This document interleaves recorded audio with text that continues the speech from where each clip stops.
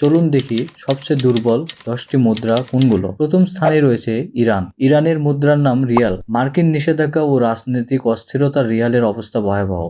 এটি বিশ্বের সবচেয়ে দুর্বল মুদ্রা। এখানে $1 সমান 42,262 রিয়াল।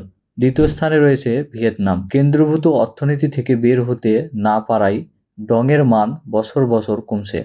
এখানে $1 সমান 23,637 ডং। তৃতীয় স্থানে রয়েছে সিয়েরা লিওন।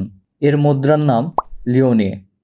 দারিদ্র, দুর্নীতি আর গৃহযুদ্ধ দেশটির অর্থনীতি ভেঙে দিয়েছে।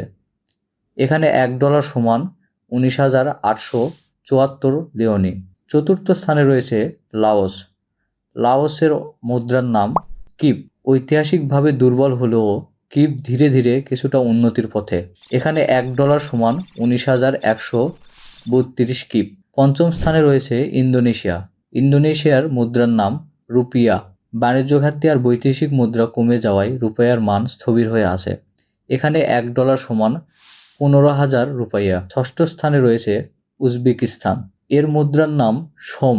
করোনা পরবর্তী অর্থনৈতিক ধস ও শিল্পে পতনে সোমের ভবিষ্যৎ অনিশ্চিত। এখানে $1 সমান 11,442 সোম। সপ্তম স্থানে রয়েছে গায়ানা। গায়ানার মুদ্রার নাম ফাঙ্ক। দুর্নীতি আর রাজনৈতিক সংকট গায়ানার মুদ্রাকে বছর বছর দুর্বল করেছে। এখানে $1 সমান 8,563 ফাঙ্ক। অষ্টম স্থানে রয়েছে প্যারাগুয়ে। প্যারাগুয়ের মুদ্রার নাম গুয়ারানি।